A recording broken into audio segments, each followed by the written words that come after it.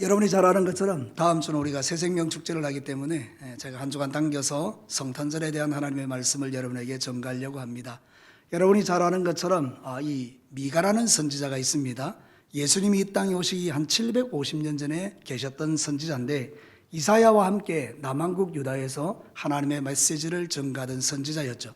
그 선지자가 이렇게 이야기합니다. 750년 후에 저 베들레헴 땅에 우리를 다스릴 자가 태어난다. 이렇게 예언한 것입니다. 그리고 750년의 세월이 흘렀죠. 사람들은 긴가민가 했겠지만 드디어 750년 후에 예수님께서 베들레헴 땅에 태어나신 것입니다. 오늘 그 이야기를 우리에게 전가하는 그런 내용인데요. 여러분이 베들레헴 땅은 정말 별 볼 일 없는 땅인데 예수님이 그 땅에 오심으로 말미암아 놀라운 축복을 받은 땅이 된 것입니다. 이 성경 말씀이 우리에게 주시는 메시지는 이것입니다. 예수님이 베들레헴에 태어났다. 그게 중요한 게 아니고 예수님이 그 땅에 오심으로 그 땅이 복을 받았다. 이게 중요한 것입니다. 사랑하는 성도 여러분, 저와 여러분은 이 땅의 베들레헴입니다. 그런데 내 안에 예수님이 오시면 내게 놀라운 하나님의 영광이 부어지는 것입니다. 오늘 그 말씀을 저와 여러분이 함께 나누려고 합니다. 하나님께서 저를 통해서 이 말씀을 선포하는 이유는 저와 여러분이 그만큼 영광스러운 존재라는 것을 가르쳐주기 위함입니다. 여러분은 시시한 존재들이 아닙니다. 여러분은 하나님의 영광 가운데 거하는 능력자들인 줄로 믿으시기를 바랍니다. 자, 오늘 이 성경 본문을 통하여 베들레헴이 누릴 영광이라는 주제의 말씀을 함께 듣기를 원합니다. 첫 번째는 우리에게 이렇게 말씀해 주십니다.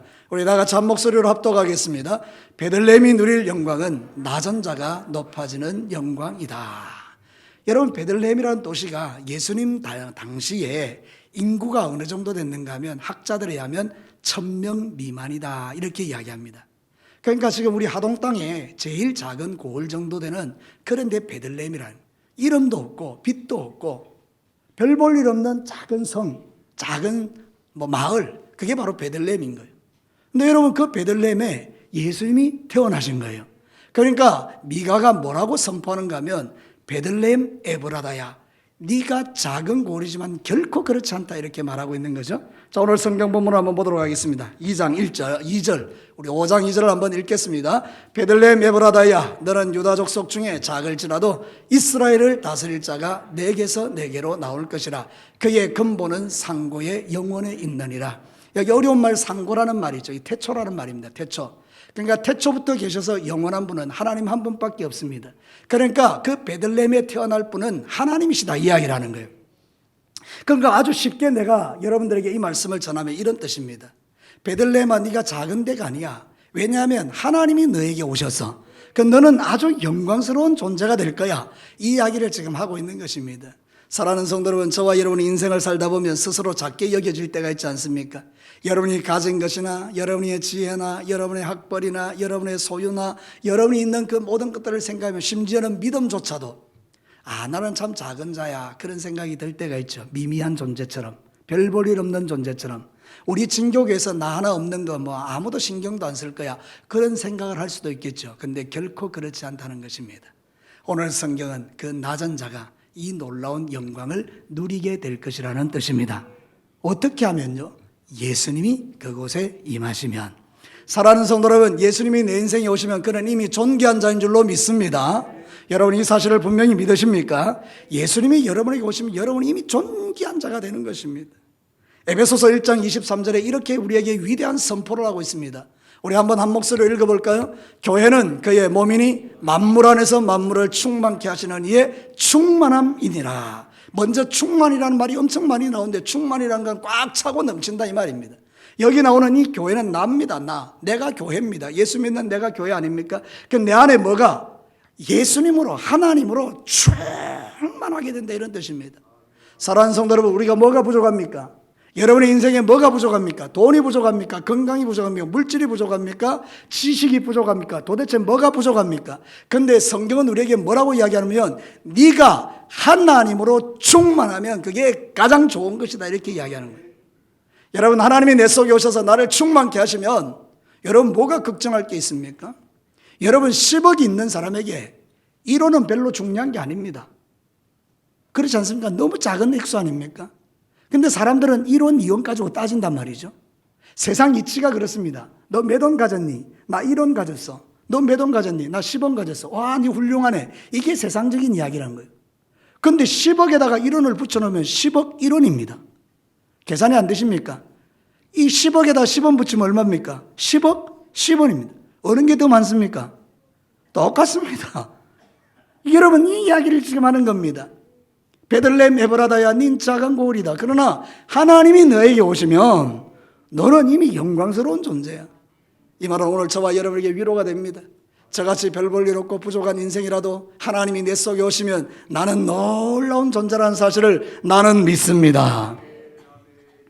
저는 강호동보다 훌륭합니다. 저는 유재석보다 훌륭합니다. 여러분도 똑같습니다. 뭐 잘난 척하고 돌아다녀도 예수 없으면 아무것도 깡통입니다.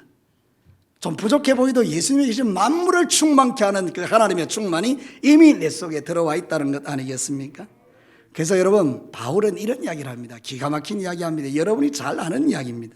고린도서 4장 7절과 9절에 보면 우리가 이 보배를, 예수님을 질그릇 같은 나에게 가졌으니 이는 심히 큰 능력은 누구에게 있고 하나님에게 있고 우리에게 있지 아니함을 알게 하려 함이라. 그래서 우리가 사방으로 우겨쌈을 당하여도 어떻게 한다고요? 쌓이지 않습니다. 답답한 일을 당하여도 낙심하지 않습니다. 박해를 받아도 버림받지 않습니다. 거꾸로 뜨임을 당하여도 망하지 않습니다. 한마디로 말하면 예수 그리스도가 내 안에 오셔서 충만한 인생은 오뚝이라는 거예요. 잡아떨어 놓으면 일어나고, 잡아떨으면 일어나고, 잡아떨어 놓으면 일어나고. 아멘이 안 되십니까? 잡아떨어 놓으면 일어나는 게 예수쟁이라는 거예요. 왜 그렇습니까? 내 안에 하나님의 충만한, 예수님의 충만함이 있기 때문입니다. 베들레헴 에브라다야, 네가 작을지라도 절대 작지 않다. 너에게서 다스리는 자가 나온다. 그 말은 나에게 그렇게 말한다는 거예요. 너 적재 작지 않다. 여러분, 저를 따라서 한번 합니다. 나는 절대 작지 않다. 그래서 제가 키가 작아도 사는 겁니다. 여러분, 작지 않습니다. 큽니다. 제가 듣는 이야기가 있습니다. 아이고, 목사님, 강대상에 설 때는 억수 커 보입니다. 나오니까 쪼매나네요. 그러니까 여러분, 이게 뭔가 하면 내 안에 있는 하나님의 이 영광이 우리와 함께 하시면 작은 자도 큰 것입니다. 아무리 커도 예수 없으면 깡통이라니까요. 사랑하는 성도 여러분, 오늘 이 성경 본문이 우리에게 그 이야기를 합니다. 4절에 보니까 이 베들레헴 에브라다에 주님이 임하심으로 어떤 일이 일어난지 4절은 이렇게 말합니다. 그가 여호와의 능력과 그의 하나님 여호와의 이름의 위엄을 의지하고 서서 목축하니 그들이 거주할 것이라. 이제 그가 창대하여 땅끝까지 미치리라. 예수님이 목자 되시면 우리가 부족함이 없다, 그 이야기입니다. 여호와가 나의 목자시니 내게, 좀 크게 해봐요. 여호와가 나의 목자시니 내게 부족하면. 믿으시는 분만 아멘입니다. 근데 왜 그렇게 부족한 듯 살아가세요? 뭐 조금 없는 것 가지고, 이론 이원 가지고 그렇게 힘들게 살아가세요? 여러분, 아닙니다. 우리는 이미도 하나님이 주시는 엄청난 복을 받고 사는 자라는 것을 성경은 우리에게 이야기하는 거예요. 그래서 우리의 낮은 자를 높여주시는 하나님, 나의 가장 낮은 마음 주님께서 높여주시니 우리가 찬송할 수 있지 않습니까? 여러분, 이제 낙심하지 마시고요, 여러분 안에 예수님의 충만함이 있는 존재라는 걸 기억하시고, 여러분 세상 살아갈 때에 이 예수님 때문에, 이 아기 예수로 오신 그 예수님 때문에, 그 예수님이 내 인생에 들어오셨기 때문에 여러분 자신감 있게 당당하게 세상을 살아내시기를 주의 이름으로 축복합니다. 두 번째 메시지를 들어보겠습니다. 베들레헴이 누릴 영광은 배고픈 자가 생명의 떡을 먹는 영광이다. 자, 상식적으로 여러분이 조금만 교회 다니신 분들은 다 아는데 베들레헴 뜻이 뭐죠? 떡집이에요, 떡집.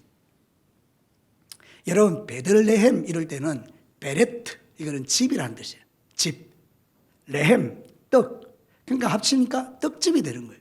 그 베들레헴은 떡집이 많은 곳인지는 몰라도 별명이 떡집이에요. 근데 영적인 의미가 있죠. 여러분, 예수님이 어디서 태어났다고요? 베들레헴에서. 그러니까 여러분, 예수님이 이 땅에 뭘로 오셨다? 떡으로 오셨다는 이야기예요.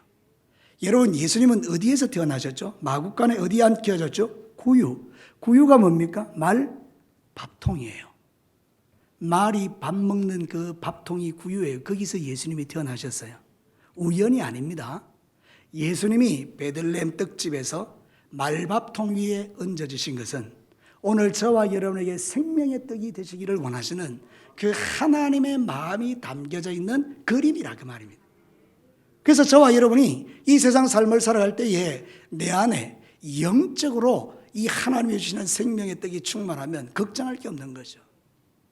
여러분, 우리는 배고픈 인생들입니다. 왜 그런지 아십니까? 죄를 지어서 그렇습니다.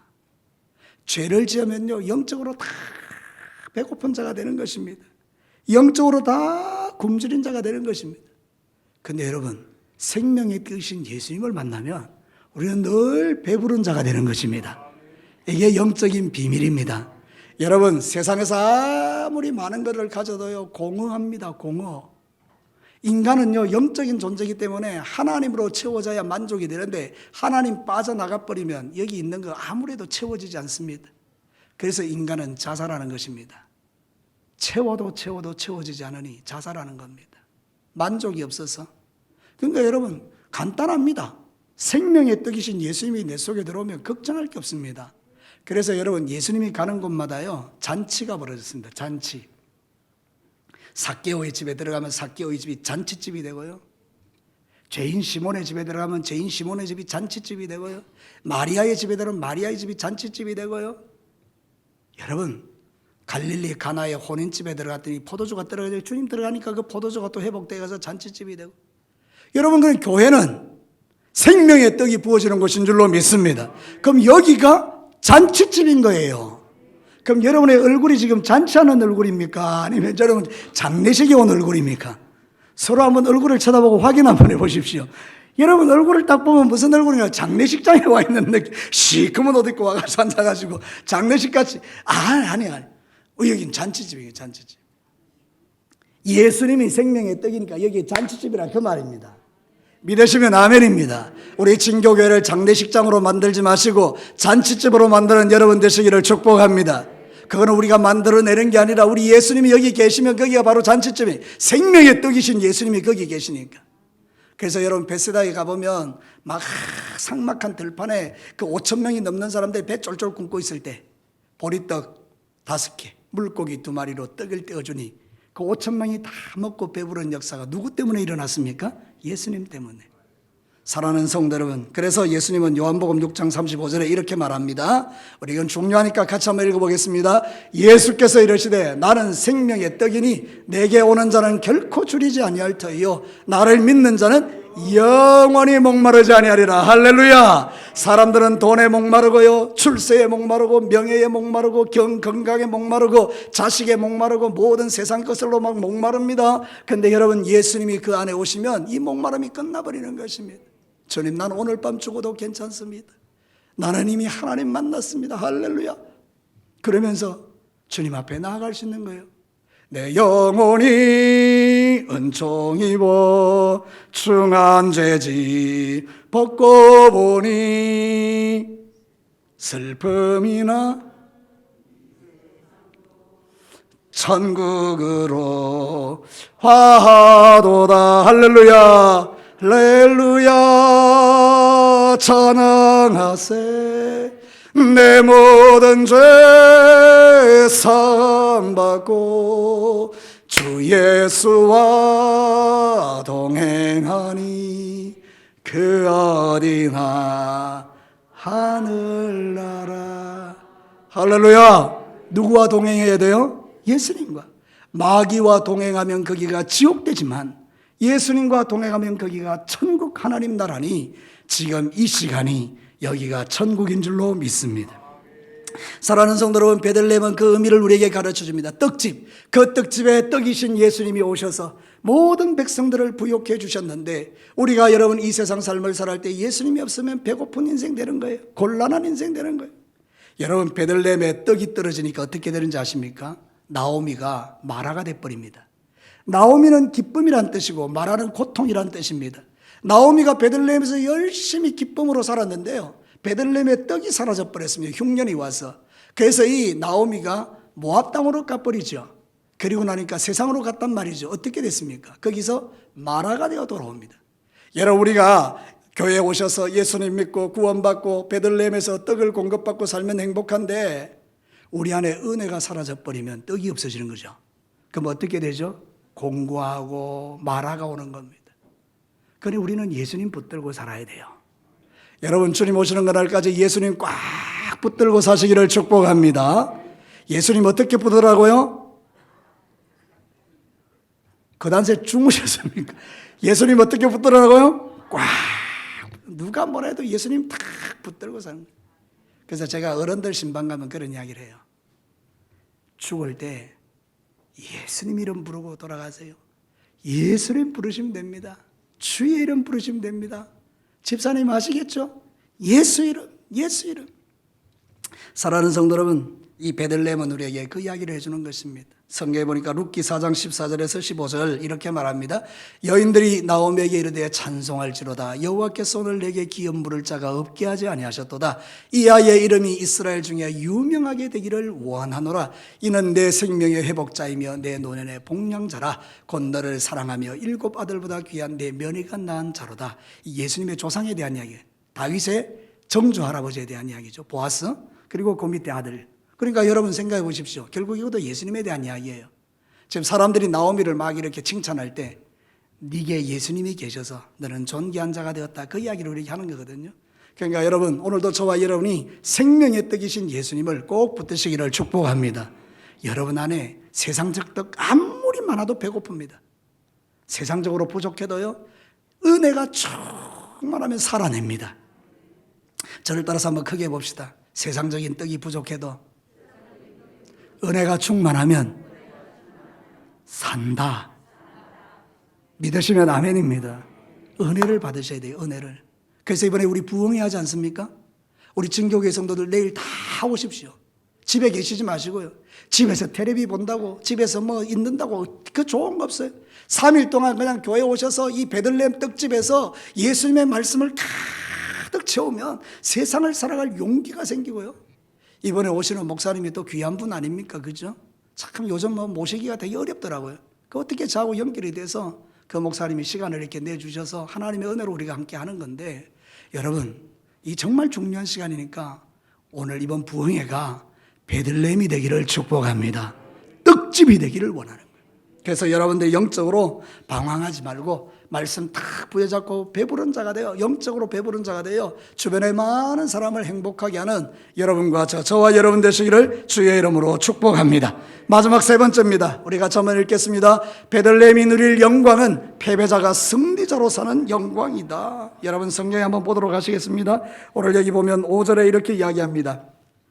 같이 한번 읽어볼까요? 이 사람은 평강이 될 것이라. 아수르 사람이 우리 땅에 들어와서 우리 궁들을 밟을 때에는 우리가 7 목자와 8 군왕을 일으켜 그를 치리니. 그러니까 6절에 이렇게 말합니다. 그들이 칼로 아수르 땅을 황폐하게 하며 니모르 땅을 의기를 황폐하게 하리라. 아수르 사람이 우리 땅에 들어와서 우리 지경을 밟을 때 그가 우리를 그에게서 뭐하리라? 건져내리라. 구원시켜준다는 이야기잖아요. 이거죠. 여러분 이스라엘 백성들이 아수르에게 짓밟혀서 패배자로 살아갈 때 하나님께서 미가 선지자를 통해서 뭘 약속하는가 하면 앞으로 베들레헴에 태어나는 예수 그리스도가 너희를 승리자로 만들어낼 것이다 이야기를 하는 거예요. 우리는 마귀에게 져서 죄에게 져서 날마다 패배자로 살아가지 않습니까? 때때로 아이고 내가 또 죄를 지었네. 마귀가 나한테 말합니다. 네가 목사가 돼가지고 네가 장로가 돼가 네가 권사가 돼가 네가 집사가 돼가 네가 성도가 돼가 이런 죄를 지었냐 막 이러면서 우리를 정죄해 올 때에 우리는 하나님의 말씀을 의지하는 거죠. 그러므로 그리스도 예수 안에 있는 자에겐 결코 정죄함이 없다. 사단아 떠나가라. 이렇게 이야기하는 거죠. 그래서 우리가 승리자가 되는 것입니다.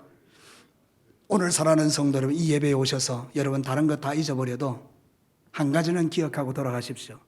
나는 패배자가 아니고 승리자입니다. 왜요? 예수님이 이기셨기 때문입니다. 예수님이 승리하셨기 때문입니다. 골로새서 2장 14절과 15절에 그 이야기를 하고 있습니다. 우리를 거스르고 불리하게 하는 법조문 율법으로 쓴 정서를 지우고 제하여 버리사 십자가로 못 박아 버리시고 통치자와 권세자들은 마귀입니다. 마귀를 무력화하여 드러내어 구경거리로 삼으시고 십자가로 그들을 이기셨느니라.